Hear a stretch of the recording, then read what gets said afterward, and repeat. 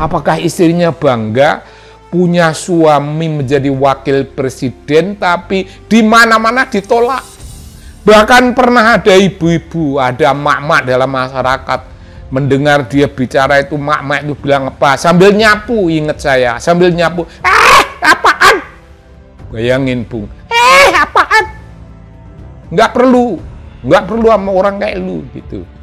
Apakah istrinya tidak tersinggung karena suaminya diperlakukan secara kasar semacam itu? Wah, itu kasarnya kasar, Bu. Tapi ibu itu sudah benar. Ibu itu bertindak kasar itu tepat.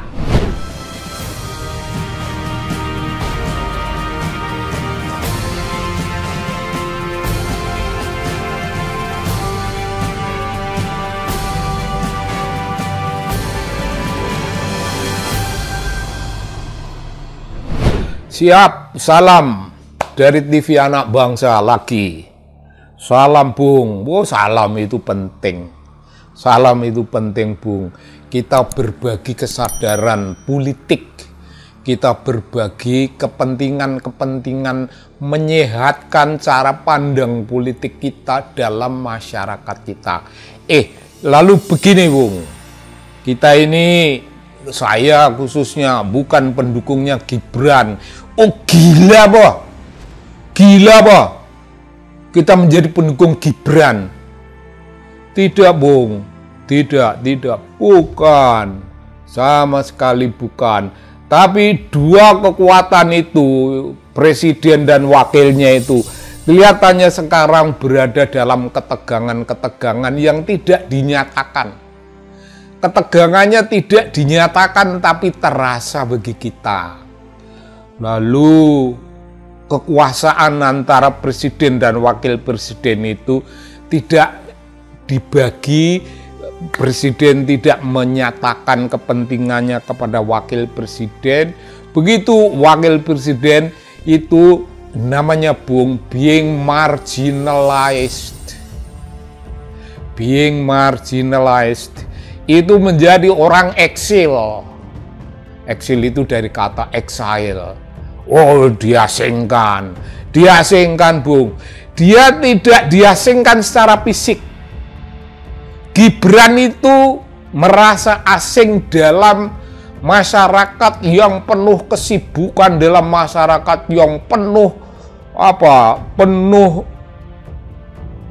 kebisingan, berada dalam lingkungan di mana begitu banyak orang. Kadang-kadang ada partai-partai, kadang-kadang dia ada di sekitar orang-orang yang namanya anggota DPR, kadang-kadang ada di sekitar yang namanya menteri-menteri, kadang-kadang di sekitar orang yang namanya presiden dengan partai-partai lain. Tapi Gibran Bung, dalam kesibukan semacam itu dia being marginalized, itu exile. Dikecewa, diasingkan, terasing. Secara psikologis terasing, secara sosiologis kelihatannya dia bagian dari keseluruhan itu, tapi secara psikologis dan secara kultural dia bukan bagian dari masyarakat Indonesia yang sibuk sekarang ini. Keren nggak itu Bung? Dia bukan bagian dari harapan kita. Dia bukan dari suatu kenyataan tentang apa yang kita bayangkan di masa depan. Nah, lalu kita punya pertanyaan Bung, kalau begitu. Ini Gibran ini menjadi seperti itu, menjadi Gibran itu, kita tidak usah ulang dulu bapaknya menempuh apa, pamannya menempuh apa, kita semuanya tahu. Sekarang tingkah laku bapaknya dan pamannya dan emboknya dan keluarga-keluarga lainnya memejeng-mejeng anak bodoh itu menjadi wakil presiden. Sekarang Bung, mari kita tanyakan, adakah ia bahagia? Jangan bahagia dulu. Apakah dia bangga?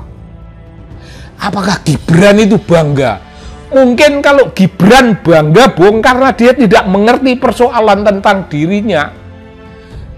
Kebanggaan itu nampak tempo hari Bung, jangan pernah lupa. Pak Prabowo, jangan khawatir, saya sudah di sini. Emangnya lu ngapain lu? Bebek begitu kalau lu ada di situ, emang lu memecahkan persoalan apa? Emang lu membuat suatu keadaan nyaman semacam apa? Dia merasa dirinya penting, dia merasa dirinya itu punya jabatan. Tapi dia tidak tahu bahwa dia tidak tahu. Nah, terhadap orang yang tidak tahu bahwa dirinya tidak tahu, itu layak dia juga satu pertanyakan, apakah dia bangga pada perannya? Mungkin dia bangga, karena kebanggaan itu tidak memerlukan pemahaman. Bangga terhadap dirinya. Tapi mari kita tanya, apakah istrinya bangga? Apakah istrinya bangga punya suami menjadi wakil presiden, tapi di mana-mana ditolak?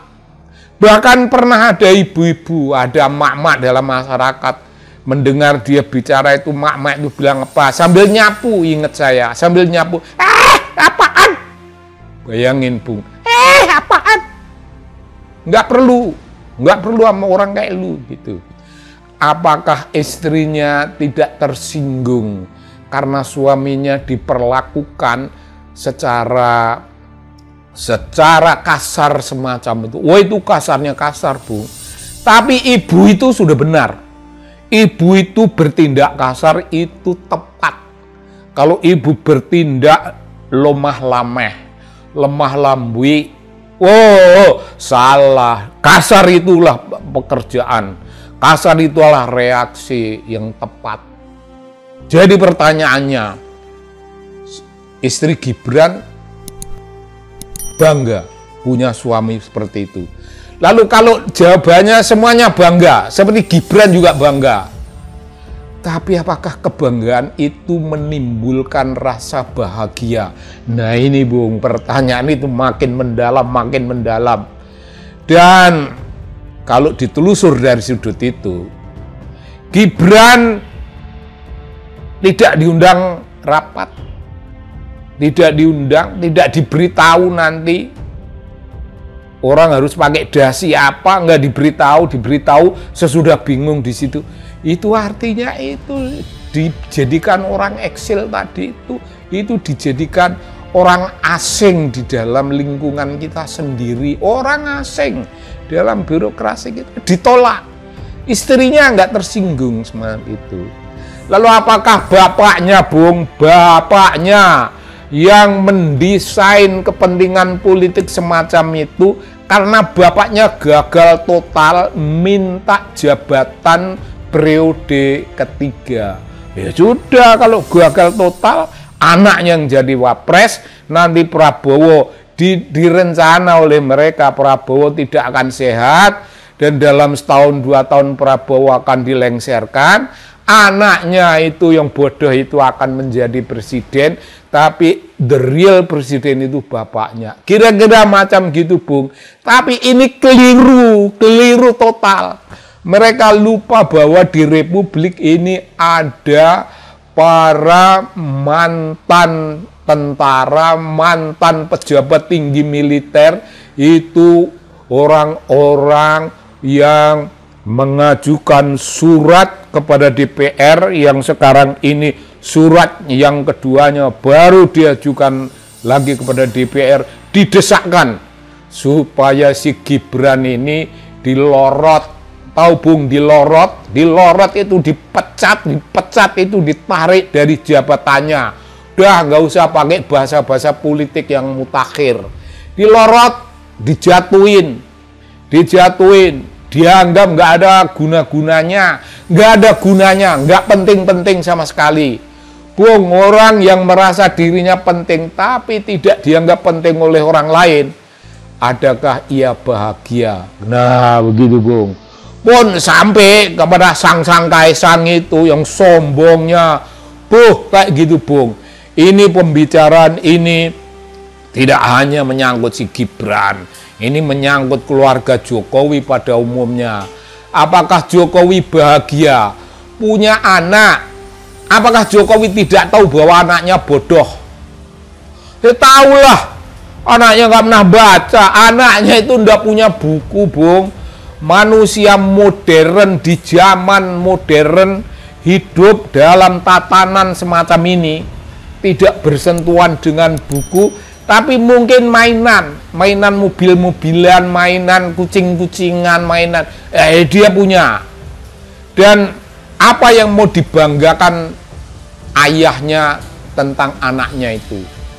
Jam 9 malam sudah pergi tidur itu, Bung.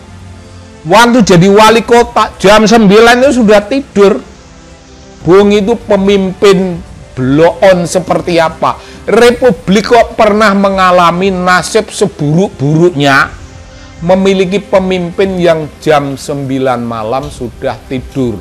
Bung, kalau kau mau tahu, kaum aktivis itu jam 1 malam masih merokok, masih ngopi, masih membicarakan nasib masyarakat yang dibelanya. Kaum aktivis itu boleh jadi tidak tidur pada suatu malam, atau pada suatu malam tidak tidur karena sedang memikirkan kehidupan masyarakat, termasuk kehidupan negaranya. Begitu, Bung. Apakah orang seperti itu bangga? Oh ya, banggalah. Bangga mereka dalam peran yang penting begitu, dan mereka tidak sekedar orang bangga. Orang-orang semacam itu orang yang bahagia. Oh, pagi-pagi dia baru pulang dari kegiatan-kegiatan malam, kegiatan-kegiatan membela bangsanya. Istrinya menyambut, anaknya menyambut. Dia pergi tidur pagi-pagi, nanti jam-jam 10 baru bangun. Bung, itu bahagia dalam arti sebenarnya. Duitnya nggak ada, apa namanya? Dia hidup dalam simplemente. Kebutuhan dapurnya, kebutuhan ya seadanya begitu. Tapi itulah bahagia. Bung, menurut ajaran agama, ini ajaran-ajaran yang mulia, Bung. Untuk bahagia, orang tidak perlu berusaha dengan membelinya mahal-mahal. Bahagia itu murah, Bung. Melek malam memikirkan masyarakatnya dan pagi-pagi baru tidur, itu bahagia. Bangun pagi istrinya membikinkan kopi dan ada rokok di situ. Kopi dan rokok itu harga berapa, Bung? Itu sumber bahagia. Istrinya senyum, Bung. Istrinya senyum, itu bahagia. Bandingkan sama Gibran, sama siapa namanya itu, mantunya si Jokowi itu, mantunya yang di Medan itu, Blok Medan. Apakah dia sampai pada tahap kehidupan macam itu? Apakah dia sampai menyentuh ajaran keagamaan macam gitu? Bung, itu bukan urusan kita. Mereka memang layak tidak bahagia, mereka memang layak untuk kita serang dengan pemikiran-pemikiran, karena kita memihak bukan sekedar liberty, tapi juga egalite dan fraternite untuk kehidupan masyarakat, Bung. Kehidupan masyarakat kita. Mereka memikirkan keluarga, kita memikirkan masyarakat, memikirkan bangsa kita. Kita memikirkan Indonesia masa depan. Dan semboyan kita yang keren, jangan bosan menyintai Indonesia. Kalian terserah, tidak bosan menyintai keluarga, terserah. Tapi kita tidak bosan menyintai Indonesia. Bung, salam dalam perjuangan.